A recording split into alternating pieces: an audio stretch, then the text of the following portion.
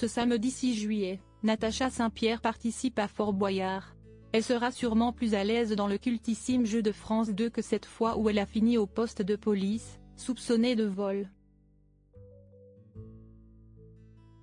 Plus de 2 décennies après ses premiers succès dans le monde de la musique, Natacha Saint-Pierre s'est donné un nouveau défi, qu'elle a relevé haut la main, celui de participer à une émission de télévision hors du commun.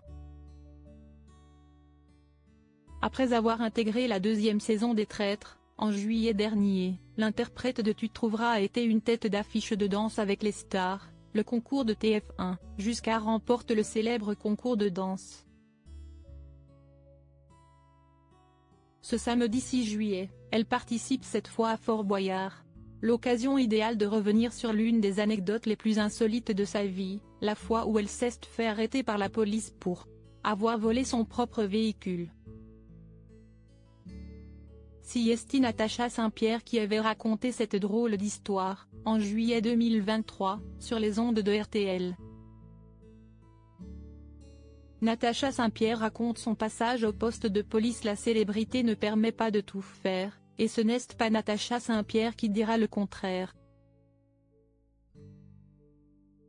Comme révélé sur les ondes de nos confrères, la chanteuse a, un jour, été arrêtée par la police pour une raison pour le moins insolite: je fais une tournée de spectacle au Québec.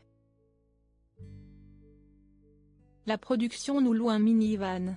On s'arrête au restaurant et on s'aperçoit que le guitariste avait laissé les clés dans la voiture.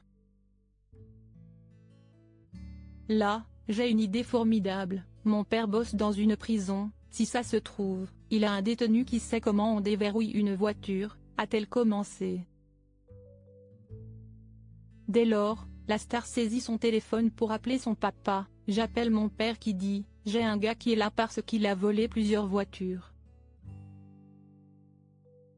Le détenu me prend au téléphone et me dit: il faut que tu trouves un cintre et il faut rétrécir la boucle.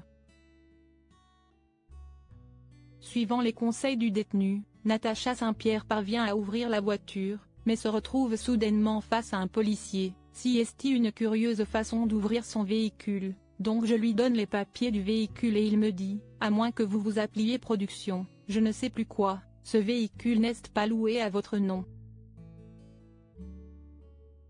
Une situation insolite, mais heureusement la chanteuse a réussi à s'en sortir. Le régisseur a prouvé au poste que j'ai le droit d'avoir ce véhicule, a-t-elle révélé. Une anecdote inoubliable.